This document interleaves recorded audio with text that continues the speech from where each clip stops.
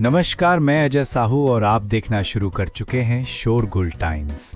कहानी सीक्रेट अमीरजादा के इस एपिसोड में आहान को ऐसा लग रहा था जैसे माइकल स्मिथ से जानबूझकर हारा था। इंटरेस्टिंग, इन दोनों ने पहले ही डील कर ली थी क्या? आहान ने मन में सोचा। ऑडियंस में भी किसी को समझ नहीं आ रहा था कि आखिर ये मैच इतना अब्रप्टली कैसे ओवर हो गया, पर किसी ने भी इसके बारे में ज्यादा नहीं सोचा था। सब अगले मैच के बारे में सोचने लगे। अगला मैच आहान और फ्रेडी के बीच में था। जैसे ही होस्ट ने अनाउंसमेंट किया, पूरा अरीना शांत हो गया। मिस्टर आहान, अब आपकी बारी है, स्टाफ मेंबर ने कहा। ओके, थैंक यू, आहान ने कहा और स्टेज की तरफ आ गया।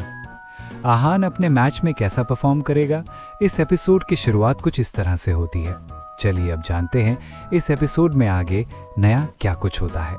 कंपटीशन के पहले दिन सब बहुत स्मूथली होता है। कोई अपना मैच जीतकर खुश होता है तो किसी को फाइट में मजा नहीं आता। ऑडियंस अपने हिसाब से सारे मैचेस जज करती है। इंडिया के फाइटर्स निर्वाणा और प्रतीक अपने मैच जीत जाते हैं और वहीं जिनेश अपना मैच हार जाता है। पहले दिन का आखिरी मैच आहान और फ्रेडी के बीच में होता है। जब आहान स्टेज पर आया तो सब चिल्लाने लगे, देखो आहान आ गया। सब बहुत एक्साइटेड थे।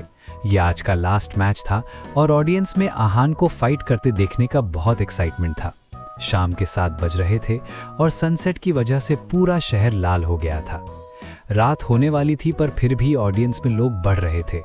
सब आहान के लिए चीयर कर रहे थे। वहीं आहान हमेशा की तरह बहुत काम और कंपोज था। उसकी आंखों में फाइटिंग स्पिरिट था और वो लड़ने के लिए बिल्कुल तैयार था। दूसरी तरफ से फ्रेडी आया। फ्रेडी भी बहुत शांत था पर उसके अंदर फाइटिंग स्पिरिट नजर नहीं आ रहा था। उसका फिजिक बिल्कुल अट्रैक्टिव नहीं था। किसी ने उसकी तरफ आंख उठाकर भी नहीं देखा था। स्टेज पर आने के बाद दोनों ने ऑडियंस और जजेस को ग्रीट किया और फिर एक दूसरे को ग्रीट किया। आप आहान रायजादा सर हैं ना? आपसे मिलकर मुझे बहुत खुशी हुई, फ्रेडी ने कहा। How do you do mister Freddy? Aahan ने भी स्माइल के साथ पूछा। उसने अपने मन में फ्रेडी का अच्छा इंप्रेशन बना लिया था। सर, मैं आपकी स्ट्रेंथ अच्छे से जानता हूँ। मुझे पता है कि आपका और मेरा कोई मुकाबला नहीं है, पर फिर भी मैं अपना 100% दूंगा। डर कर भागने से अच्छा लड़कर हारना है, फ्रेडी ने कहा। आप बहुत ज्यादा सोच रहे हैं, ये बस एक मैच है। हम यहाँ जीतने के लिए लड़ रहे हैं और दोनों को ही इस फाइट से बहुत फायदा होगा। ज्यादा मत सोचो, आहान ने कहा। यस, थैंक यू, फ्रेडी ने कहा। उसे आहान की बात का पूरा मतलब समझ नहीं आया था। आप दोनों रूल्स जानते हैं या मैं रिपीट करूं? रेफरी आगे आया और उसने पूछा। नो नीड, दोनों ने एक साथ कहा। ओके देन, बिगिन, रेफरी ने कहा। रेफरी के फाइटिंग एरिया क्लियर करते ही फ्रेडी अटैक करने के लिए तैयार हुआ। सॉरी, फ्रेडी ने आहान से कहा और उसकी तरफ तेज स्पीड में भागा। उसकी स्पीड ज्यादा तेज भी नहीं थी। उससे पहले जो फाइटर्स थे वो तूफान से भी तेज थे, पर फ्रेडी की स्पीड वैसी नहीं थी। वो भागते हुए आहान के पास आया और उसने आहान की गर्दन की तरफ अपने हाथ से चॉप मूव किया। आहान ने उसके अटैक को आसानी से डॉज कर दिया। इसके बाद फ्रेडी उस पर लगातार मूव्स करता रहा और आहान हर मूव डॉज कर रहा था। आहान ने एक बार भी अटैक या काउंटर अटैक करने की कोशिश नहीं की थी। ये क्या हो रहा है? आहान कोई मूव क्यों नहीं कर रहा है? ये कोई मजाक है क्या? फ्रेडी आहान को सरप्राइज कैसे कर सकता है?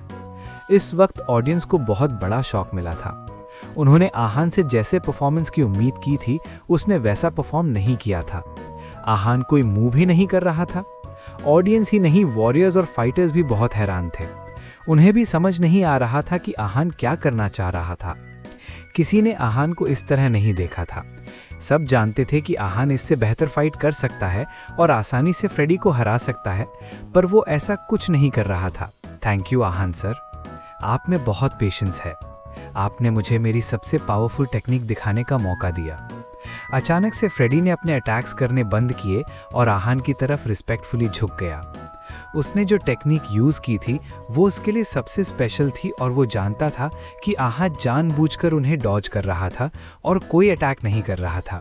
अगर आहान अटैक कर देता तो फ्रेडी वो रेजिस्ट नहीं कर पाता।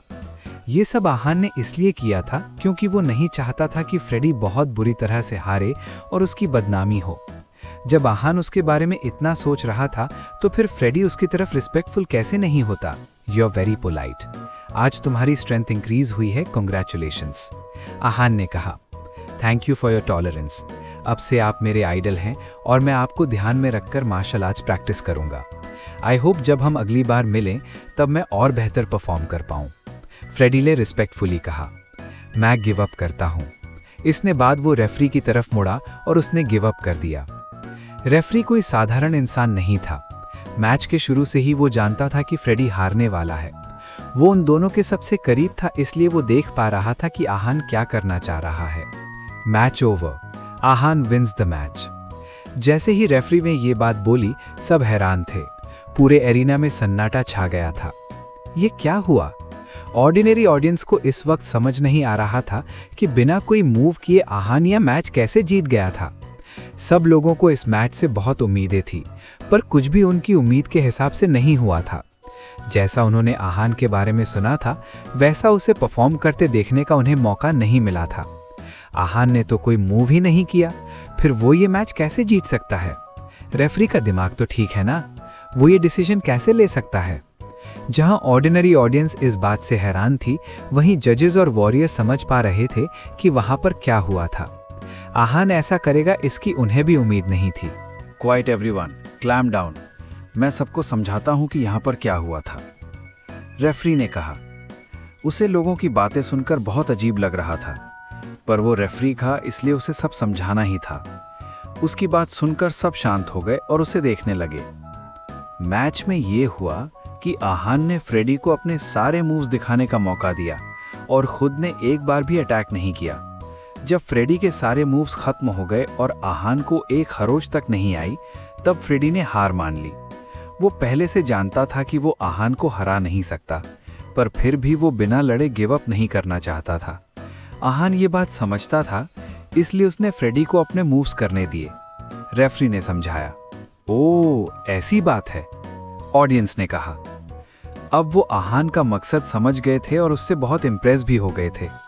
आहान ऑलरेडी टॉप 16 में था और बहुत इंटिमिडेटिंग भी था, पर उसने विलियम और आर्थर जैसा तरीका यूज करके फ्रेडी को डराया नहीं, बल्कि उसे फाइट करने का मौका दिया। आहान का अप्रोच बहुत अलग था। वो बहुत वार्म था। उसकी सिर्फ फाइटिंग ही बहुत अच्छी नहीं थी, वो दिल का भी बहुत अच्छा था। पर जितने लोग होते हैं उतनी बातें होती हैं। कुछ लोग आहान से इम्प्रेस थे तो कुछ लोग नहीं भी थे। मुझे लगता है आहान ने अपनी असली स्ट्रेंथ इसलिए नहीं दिखाई क्योंकि वो नहीं चाहता कि उसकी ट्रू स्ट्रेंथ हमें पता चले। मुझे भी ऐसा ही लगता है। जब उसके पास एडवांटेज था तो फिर उसने यूज क्यों नहीं किया? आखिर ये बैटल तो बेस्ट फाइटर चुनने के लिए ही है। सबकी अजम्पशंस के बीच में आहान और फ्रेडी स्टेज से नीचे आ गए। दोनों ही इस वक्त बहुत खुश थे और मैच के बाद ऐसा सीन देखना बहुत रेयर बात थी। पहले दिन के सारे मैचेस खत्म हो गए थे। आज के मैचेस में बहुत अलग अलग चीजें देखने को मिली थी। विलियम ने अपने ओपोनेंट को बहुत क्रूअल तरीके से हराया था। वहीं आर्थर ने अपने ओपोनेंट को इतना डरा दिया था कि वो फाइट ही नहीं कर पाया। जिंग ने अपने ओपोनेंट को पहला अटैक करने दिया और फिर उसे हरा दिया। वहीं आहान ने भी अपने ओपोनेंट पर कोई काउंटर अटैक नहीं किया और फिर भी मैच जीत गया। ये लोग आहान की पावर को समझते नहीं हैं, इसलिए ऐसी बात कर रहे हैं। एक बार उन्होंने आहान की स्ट्रेंथ देख ली तो फिर चुप हो जाएंगे। बिल्कुल सही कहा। जब वो आहान को सच फाइट करते देखेंगे तब उन्हें समझ आएगा कि आहान क्या चीज है।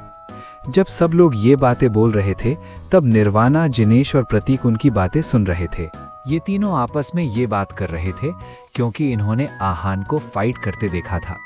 वो आहान की स्ट्रेंथ से अच्छे से वाकिफ थे। Second day. पिछले दिन की एक्साइटमेंट भी सब बहुत एक्साइटेड थे। आज का दिन भी कल से अलग नहीं था। टॉप 16 में जिन फाइटर्स का नाम था वो अपने ओपोनेंट को बहुत इजीली हरा रहे थे।